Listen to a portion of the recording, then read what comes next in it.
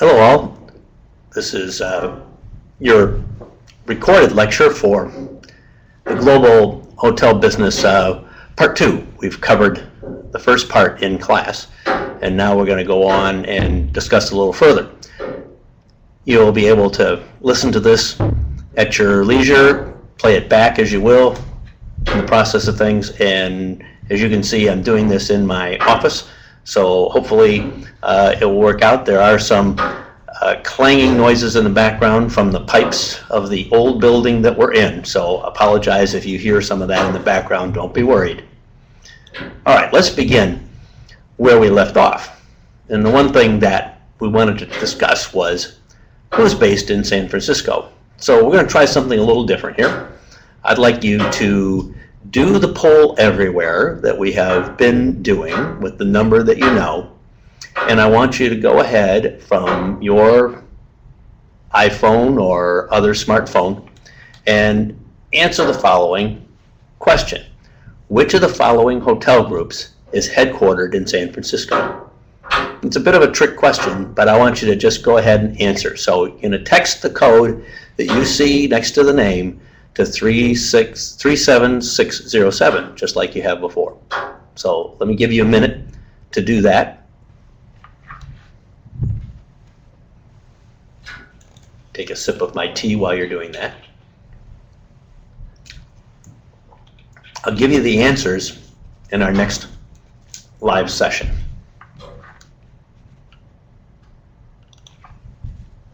Okay, let's begin by talking about the concept of ratings and rankings that exist out there in the hotel industry that we should all be familiar with. One such ranking is J.D. Power's company, and they go to consumers and ask them to rate and rank the top hotel groups within various categories. And you'll see here that in the luxury category, number one in 2013 was Ritz-Carlton, Hyatt Place in the upscale, Holiday Inn in full service, Kimpton in the upper scale, and so on. Now these are just the highest rated ones within those categories. So one element that we're trying to accomplish through our service and what we do is to be rated positively by these consumer surveys. Other rating systems that you might be familiar with in the past are the Forbes 5-star, used to be known as the Mobile 5-star. And this is a rating system that is basically in the United States but has expanded now to certain select cities in Asia. And they have, as well as the AAA Diamond Awards, have inspectors that go out and inspect the property and make judgments on where it stands within certain criteria. Now, sometimes those requirements are, for example, to be a 5-star resort, you have to have your own golf course. There may be other limitations like that that you won't be able to achieve the top rating because of that. And you'll see in your readings this week, I believe there are the most recent award winners from that category, and you should look and see which ones we have in San Francisco. There are a number of them. Now, I can tell you from my own personal experience, the way this was done in the state of Florida when I was opening the Marriott World Center was that the rater was a woman who came through the hotels. And if she rated it anything above 3, then they would have a second rater come through. Now, this woman lived in a trailer park, and she came to visit us. And I didn't know who she was. Nobody else did either. As a matter of fact, my boss, the general manager, made me meet with him. I was the director of marketing, her rather. I took her up to the first room that we went to. There was a housekeeping staff sitting with their feet up on a chair, watching TV, smoking a cigarette. Not a good thing. Second room we went to, because we were going in random, wasn't clean. Now, we finished this survey and she went through and she told me it was just for the listing. I came back down and I told my boss what had just occurred, and he went crazy because this woman was the one who recommended whether we would be rated as a 4 or a 5-star and could only rate up to 3-star. Now, to be honest with you, I don't know where that hotel ended up ranked. I'm sure we were a 3. We certainly weren't a 5-star hotel at those days, but that was how it worked. Now, the AAA Diamond Award has often been associated with advertising dollars. Condé Nast Traveler is another that uses the reader input. Now, in certain places, like in mainland China, for example, governments give ratings. And in China, they had so many 5-star hotels, they created the Platinum 5-star hotel. At one point in the early 80s, late 80s rather, when I was working for Shangri-La, I had heard through rumors that in order to be a 5-star, you had to have a revolving restaurant on the roof.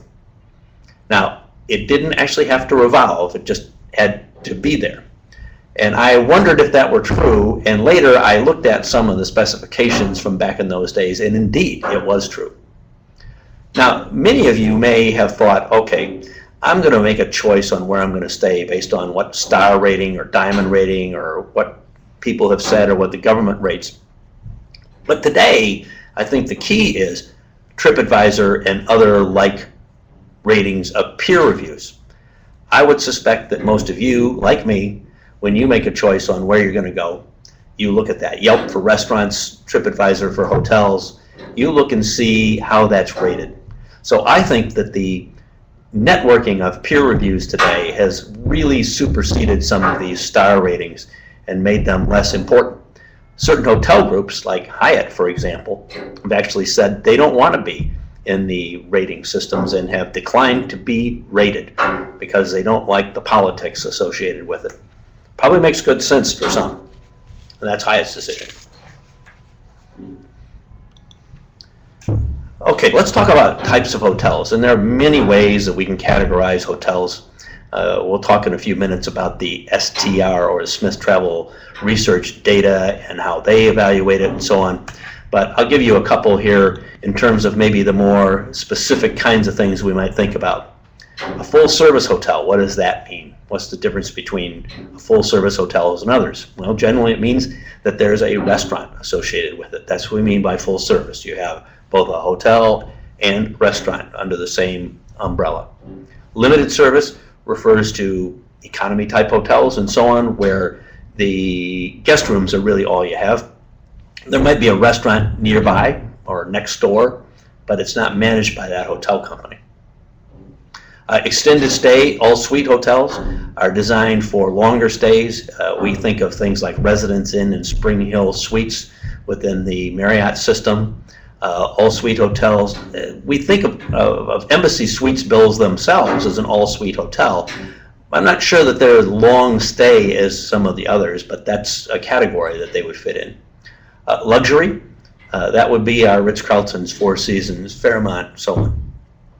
Deluxe, that's the next level below. That would be, the Marriotts, the Westons, those properties in that area. And then you have mid-market. Mid-markets are Holiday Inns, perhaps even some Crown Plazas and so on will fall into that category.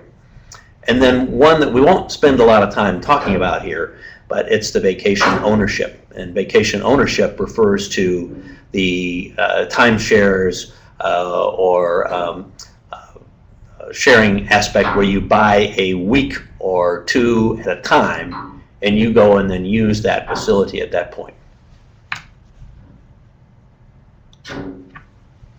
Now, Marriott has a strategy which they implemented several years ago to try and be in every one of those markets with every one of their products. So on the left side, you have the deluxe brands, the full service brands, and the limited service brands. On the right side, you have the types of facilities: hotels, senior living even, vacation ownership, and extended stay. So what it looks like in the end is you see this Marriott strategy. So for example, under hotels, in the deluxe, they put Ritz-Carlton in the deluxe, Marriott in the brand in the full service, Fairfield Inn in the limited service. Now you go down to extended stay, and you have what's called execu-stay in the deluxe. You have Residence Inns in the full service and Spring Hill Suites in the limited service, and so on. So what they do then is they look at these brands and they say, where are we missing? So in the senior living, they have similar categories. They look at where they're missing those. In vacation ownership, they created the Ritz-Carlton brand above the Vacation Club and the Horizons brand below it. So they're trying to fit a market with each one. But the reality is, it's really about you, the consumer. It's not about what the product is. It's what you think it is. I would challenge you to go out and determine what the difference between a Residence Inn and a Spring Hill Suites is. And maybe some of you who are handling the Marriott, who are doing that as your company, will do just that. So what's the difference between these? These are location elements. So you have the type, and then you have the locations, if you will. So a commercial suburban hotel, which is actually how Marriott began, is a facility that services maybe the local businesses in the area. Generally speaking, it will be near office parks, shopping malls, and so on. Excuse me. The conference center, and we'll talk a little bit more about that. That's a very unique aspect. We're not talking about a convention center now. We're talking about a conference center. A lot of these facilities are not at the deluxe level because they are just really set up for meetings. Universities often have conference centers in many cases, for example. An airport hotel, self-explanatory. At the airport, a lot of quick in and out type situations. Sometimes people just staying for a few hours to sleep. Other times staying there while they're connecting to a flight. They do meetings, but they do meetings by the hour almost, not by the day. A resort, which is, by the way, in my mind, a hotel. We'll talk more about that. It'll give you a chance to give some of the characteristics you might see in a resort. But what is a resort? I opened the Marriott World Center in Orlando. It had its own golf course surrounding it. Disney was across the street. Well, Interstate Highway, but it was across the street. So is that a resort? We certainly thought so. Las Vegas, MGM Grand, sitting in the middle of the desert, huge facility. Is that a resort? Now, they call it a resort, but what's resort about it?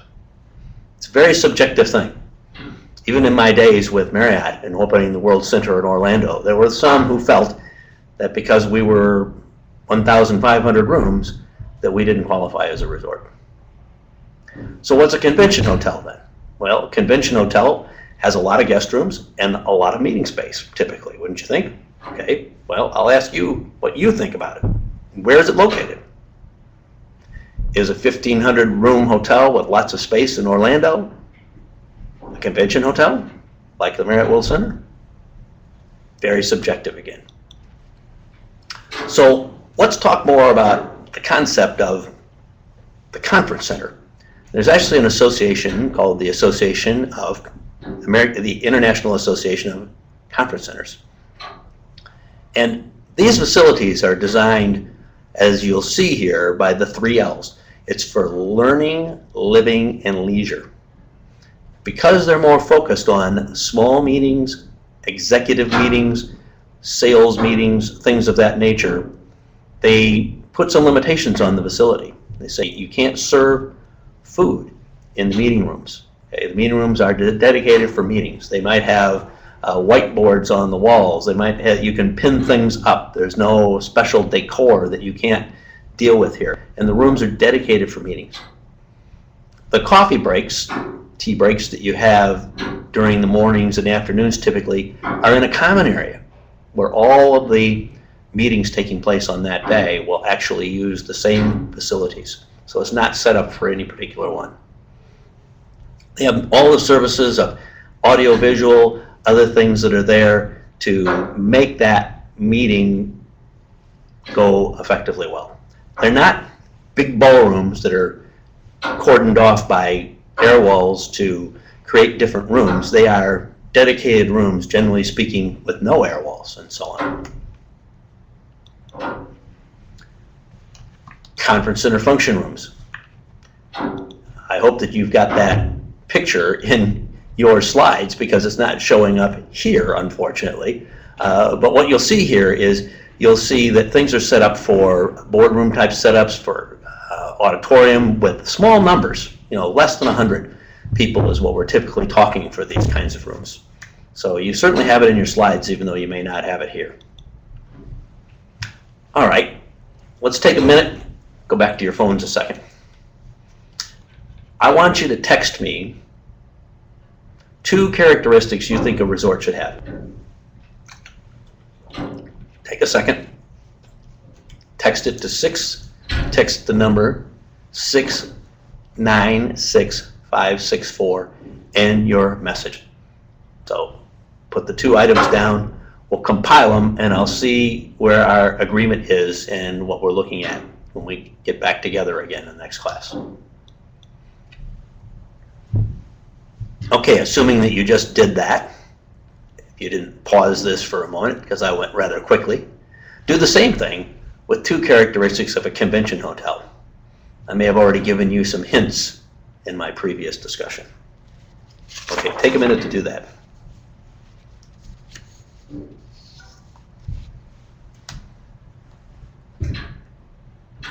Okay, let me move on. Again, you can pause this at any point. Let's talk about the hotel organization. In terms of, first, you have 3 different levels within most hotel companies. You have a headquarters or corporate office. So in my Marriott days, that was in Bethesda, Maryland, just outside of Washington, D.C. That's headquarters office. We had regional operations offices all over the United States and even had one in Europe. Now they have one in Asia. And then you have the property level, those that are actually in the hotel themselves. Now, most typically, the property level people report to the regional people who report to the headquarters people, but it doesn't always work that directly.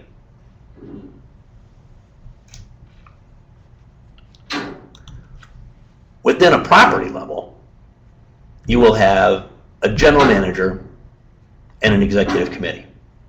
Now, you met Tom Klein at Fairmont. Now, he actually is not just a general manager, he's also a regional person, and he's based in the hotel. He has a director of engineering, a director of human resources, a director of food and beverage, who you met, Sean Hubbard, a director of marketing, a resident manager, director of operations. In their case, they actually have someone called a hotel manager, who is essentially the day-to-day person at the hotel, and a controller, the person who handles the finance. Now, you could have others. Some companies will have the executive chef on the executive committee. They may have at the Fairmont. Sometimes they are, sometimes they aren't. Depends. You'll also sometimes see a director of convention service on this executive committee. Depends on the nature of how that company views it. So let's look at the engineering department. We're not going to spend a lot of time on this, but you'll see you have a director of engineering. Underneath them, you have a chief engineer. They're responsible for maintenance staff and the people that keep up the building. If you have a laundry on site, they probably manage and oversee the equipment and so on within the operation of the laundry. Certainly, you have a golf course, you have a greenskeeper. We had a greenskeeper at Marriott World Center in Orlando. What the director of engineering also has in today's technical world is a lot of outside contractors. They have contractors that provide the wireless internet, for example. They have contractors that provide for the elevators in the building, and so on and so on and so on. So there's a lot of outside contractors who are involved in this. There might even be outside contractors that do the painting and the maintenance of the facilities. Although you saw in the Hilton video, the Waldorf Astoria video, that they had painters on staff. Now, the rooms division, which we're going to talk more about next Wednesday in class, or whatever day it may be if you're not watching this in the semester being recorded. The resident manager or director of operations is generally the head of that area. It's a large number of employees that work the front office, which includes the front desk, concierge, bell stand, PBX, reservations, housekeeping, which is generally speaking the largest department within the hotel, a number of employees that is, director of security, and even in some cases, like in Marriott's case, where they manage their own retail operations, you have a retail manager. Food and beverage in a hotel, which we'll talk about in a couple of weeks, we'll have restaurant managers. Sometimes executive chef under a director of food and beverage, sometimes they are at the same level and also on executive committee. And then the sous chefs are the assistant chefs, if you will, underneath the executive chef. A director of catering who handles the catering and banquet area. A room service manager. And in some hotels, in some hotel companies, a convention service or conference services, event services person, if you will, reports to the director of food and beverage. When I first started at Marriott, that was the case. They were reporting there. By the time I left and managed the director of marketing at Marriott World Center in Orlando, that person reported to me in the sales and marketing side. Now, there's certain things that you need to be familiar with when we're talking about hotels in terms of the, if you will, the language of hotels, some of the terminology and some of the other things that we talk about. So let's go through those. What is a room night? This is a really important one that you should know. A room night is one room for one night. So if I were to go and stay at a hotel for 3 nights as an individual, how many room nights do I produce? The answer is 3. If I have a group that takes 100 rooms per night and they stay 3 nights, how many room nights? 300. Room nights are a major consideration when talking about group business in particular. How many room nights does that business generate? We often talk about occupancy, the number of rooms sold per night as a percentage of the total number of rooms available. So if I sell 75 rooms tonight, I have a 75% occupancy. Average rate? Average rate is the total number of rooms sold divided by the revenue for all of those rooms sold. That gives me an average rate. You'll see that average rate in some of the documents we're going to talk about here in a few minutes that come from the Smith Travel Research people. Now, there was always a big debate in the industry about which is more important, occupancy or average rate. Some would say, well, we want to have a full house because we want to employ our employees full time. Others say, well, if we compromise on our rate, we compromise on our perception of quality. So what has evolved is a new terminology that you often hear used more frequently today, and that's revenue per available room. So what we're talking about here is not the total revenue divided by the number of rooms sold, but by the number of potential rooms sold. So it's essentially the same thing as the same, I never remember whether it's denominator or whatever, numerator in the division, but it's the same as occupancy. Occupancy is the total number of rooms available divided by those sold. Well, this is the total revenue divided by the total number of rooms available. And that you'll see more and more frequently used today as a better barometer to what the actual rate is rather than the average rate. Because if you have a very high rate and a low occupancy, it doesn't really mean very much, right? So we're looking at the total revenue per all rooms. And then we often talk about the term of business or leisure transient. Now, in this case, just to make sure that we're clear, a transient is not a homeless person on the streets of San Francisco. Okay, I hope that got a laugh. A business transient is a business traveler. A leisure transient are leisure travelers. So business transient refers to a business traveler, leisure transient to a leisure traveler. Another important concept that you need to understand about hotels when you're talking about business for hotels, particularly when you're doing revenue management, which is trying to determine the right rates for the right days and so on. High season would be when a hotel runs very high occupancy, 90% or better, and there's little need for rate concessions. So during a high season, we're going to sell high rates, right, when we make our money. Shoulder season, are those in between seasons where we might run between 70 and 90%. We can be a little more flexible in our rates. Sometimes you can look at these as days of the week, depending if you're a resort. Sometimes weekends are high season and weekdays could be shoulder season. And then you have low season, and low season is when the hotel runs less than 70% occupancy and you basically give concessions. Now the reality is San Francisco doesn't have a lot of low season.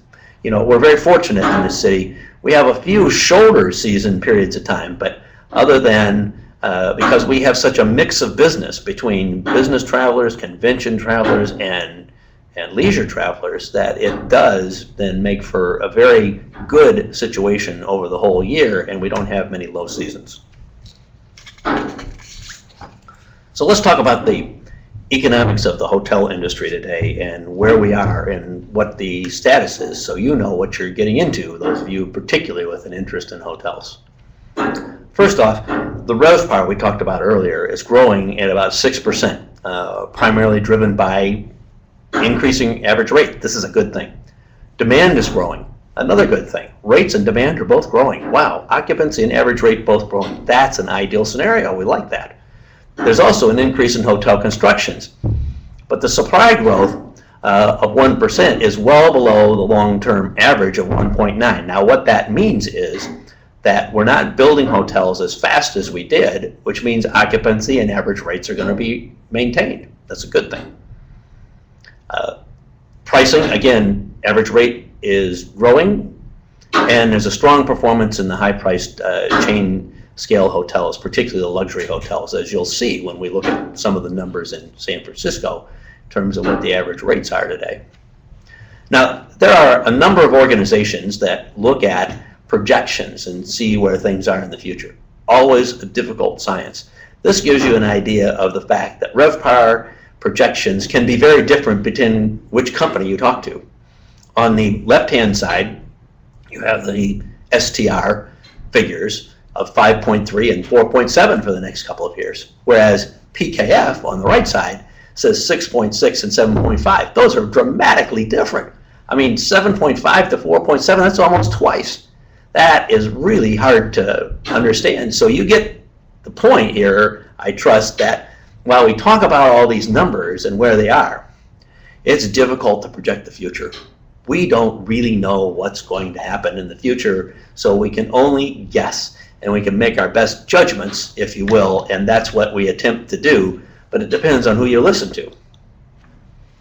Now, another organization, PricewaterhouseCoopers, looks at trends as well. Now, here you see what they call the inflation-adjusted average rate over time. And what you're seeing here is if you were around and recall, or your parents told you about what happened in 2007, 2008, and the basic crash of the industry, you'll see how rates fell. We are still not back up to the average rates adjusted to inflation that we had back in the mid-2000s. However, you see it's a very positively moving upward again. So it's essentially what some would call the new normal. And that's a good thing. See, you're looking for a trend moving up, and it moved up for a long time, by the way, before it got to 2007, 2008. So you're in a good position, I think, in terms of when you're entering this industry. The forecast is good. Supply, demand up. And demand higher than supply is a good thing for hotels. Maybe not for you all, because you want to see more supply for more jobs. Occupancy is up, average rate way up, RevPAR way up, and that's a really good thing. And the unit level of the net operating income is up over 12%, almost 13%. That is a positive thing for this business, and that's what the slide says to you. Now, where is this growth happening? This chart is a very interesting one in that it compares the demand and the supply by region of the world. So what you're seeing here is the higher the percentage of demand growth and the higher the percentage of supply growth, you're trying to match the two. So in the Middle East, we have high demand and high supply. So those should hopefully be meeting. The only one with a concern here is Central and South America, where the demand is lower than the supply. That's what you have to be careful of. When demand is lower than supply, so demand is decreasing and supply is still remaining the same, that's not a good position to be in. North America, by the way, you see, is right about on the line as to, well, it's a little above. It's a little above. Demand is growing and supply is not growing as much, so that puts us in a good position for the moment. Maybe not if you're the business traveler, but it does if you're the hotel owner, if you know what I mean. Now the pipeline, okay, where are they being built? Well, it probably doesn't come as any surprise to any of you that Asia is where the growth is. 37% of the growth projected is in Asia. Another 32% in the Middle East and Africa. So you basically have over half of the hotel growth in the world is going on in Asia and the Middle East. And why I am so positive about that area and encouraging you to consider that area for your career opportunities. The global pipeline in terms of types of hotels. Interesting, the upscale hotels, not the luxury now, but the upscale hotels. That's where we're growing at the greatest amount, is in the upscale hotels. That's where more are being done, or in the upper upscale. And you can look at the charts and so on to see what they are, but about 50% of them are in the upscale or upper upscale hotels, whereas luxury is only 6.4% in terms of the amount of growth. Okay, this chart I'm not showing up here, but you have in your notes, and what it shows you, and I'm going to pull mine up in front of me while I'm looking at it, and it shows you the country's size and structure and the number of hotel rooms. And not surprisingly, you might see in Asia that China is where the growth is. Without any question, China is far above any place else. 1.5 million plus guest rooms. That is amazing. And then you look at the next slide. Whoops, one too many here. You look at the next slide and you look at occupancy. Okay, now here's where the challenge is. The demand is going, or the supply is going up in China, but the demand is not reaching it completely. So from an annual occupancy standpoint, China is well down the list, and in fact, Singapore is the highest in Asia in terms of where that is. Important to recognize. What does that say? It says they built a lot of hotels anticipating demand. The demand didn't show up quite as what was expected. Not unusual, but now we have the supply there for when the demand comes back. If you don't have as much supply and you have a lot of demand like Singapore, then you run very, very high occupancies, but it also makes it an attractive market to invest in. Okay, you're not seeing this on your screen whatsoever, and that's a challenge for me too, because I don't have the larger version printed out here and was expecting to be able to read it. But what I want you to look at here is, particularly, I want to look at the year-to-date aspects. I want you to look at where San Francisco stands. You don't have to memorize these, you don't have to know all these, but you have to know trends. You look at, see, where is the average rate? Where is the occupancy for San Francisco as compared to other destinations like San Jose, Portland, Seattle, other cities that are on that list? Where is the occupancy? Where's the average rate? You'll see just over this 1 week span of time and the year to date at that point in January, what you see here is over $300 in the luxury area in terms of the hotel average rate. Very, very strong, very strong. Okay, that's what that is telling you. So while I don't have those numbers in front of me to actually talk to you on this screen, and you don't have them either, you can look at your slides and your notes for that information. Who are the customers? Okay, that's a big question. So who goes to what type of hotels? Here's a little chart for you to think about. Where do you see the commercial suburban hotel located in the area where you have shopping centers and office buildings and headquarters offices of companies and so on? What do you think? If you said business transient A, absolutely, number one. Do you think they would have any group meetings? Well, the answer would be yes. They'd be small group meetings, though. At Leisure, probably not. Maybe some weekends. Group tours, only if they were located near a tourism destination. Exhibitions and trade shows, highly unlikely. Conference center, not to be confused with a convention center like Moscone. Business transient, maybe a little bit, but group meetings, right? B, group meetings, big amount of group meetings. That's the number one thing. Airport hotel, business transient, group meetings again. So far we've been talking about that for each of the first three as being primary markets for them. How about a resort? Well, now we talk about leisure, maybe even group tours, especially if you're in a place like Hawaii and so on. That is a great place for group tours.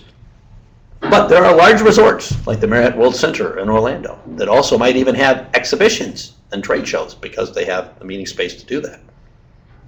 The advantage of a big resort like the Marriott World Center in Orlando is that it basically addresses all of these markets because these markets are cyclical and they have different cycles.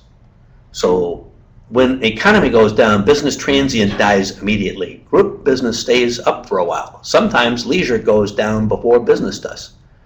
Exhibitions and trade shows usually continue for a while. When you have a recovery, business transient comes back first, exhibitions and trade shows last, so they work over different cycles. The more balance you have, the better you are. In a convention hotel, obviously, group meetings, exhibitions, and trade shows are the big thing in terms of what they're after. They have lots of guest rooms, lots of meeting space, but that's probably the answers you gave before. Now, the typical lodging customer in the United States, 40% leisure travel, 60% business, so relatively even, right? Let's look at a profile, and this is coming from the American Hotel and Lodging Association. The business traveler is predominantly male, although you'll see the percentage is dropping, more and more females in there. The average age, between 35 and 54, working age, managers, if you will. And that's what they are, 58%. They earn $120,000 a year. That's a good salary. Obviously, it's increased significantly in the last 10 years. The guests travel alone, although interestingly today, it's 80%, and 10 years ago it was only 61% that travel alone. So more traveling alone today than used to. They make reservations and they pay about $133 a night. In contrast, let's look at the leisure traveler. Well, most of the time leisure travel is to adults. Age range of 35 to 54 is dropping in terms of the percentage, and look at this, 55 and above is now 39%. So those in the older categories now are traveling more. The new 40, if you will, is 50, and so on. They earn an average income of $91,000. They travel by car, most of them, right? 80%, even more so now than they used to. They make reservations and they pay $114 a night. Now compare that to the business traveler, right? The business traveler pays more per night than the leisure traveler. That makes sense to you or not, but that's just the reality.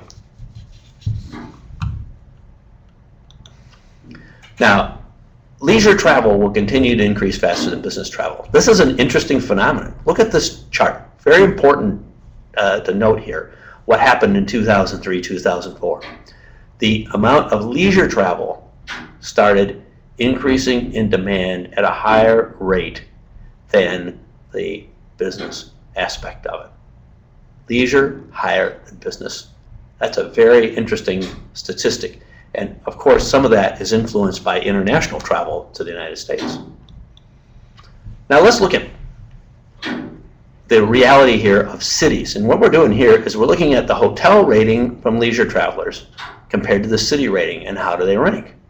So if you see a very high rating on the hotel rating side and a high rating on the city rating side, that's a good thing. So look at San Diego right up there at the top. All right, great shape. Las Vegas, Washington, D.C. And where's San Francisco? Well, hotel rating isn't as high as the rating for the city. Interesting, right? Hotel rating is not as high as the rate for the city. You go over to the left side in the lower left-hand column. Look at those. That's a low city rating and a low hotel rating. How would you like to go be in Dallas, Denver, Chicago. I'm sensitive to that. I love Chicago. Chicago is a great hotel city. Maybe they were there in February, so they didn't like it from a leisure standpoint. But realistically, in the summertime, there's a beach. I'm just kidding, people. Now, business reality, very different aspect with many of these cities. All of a sudden now, interesting, San Diego is still up there, but wow, look at this, Orlando. Orlando is high rated from a business travel standpoint and a city standpoint. Now, we think of Orlando as a resort city, don't we? Yeah. San Francisco, similar positioning to where it was in terms of hotel rating and city rating. So we're both here in San Francisco. We serve leisure and we serve the business traveler both. Same cities, Dallas, Chicago are down there on the low end when it comes to business too, which again surprises me that cities like Chicago are not rated high in hotels. Personally, I wouldn't agree with them on that, but this isn't my study. So that completes our lecture for this week. And there will be more on hotel operations, particularly the room side, next week in class.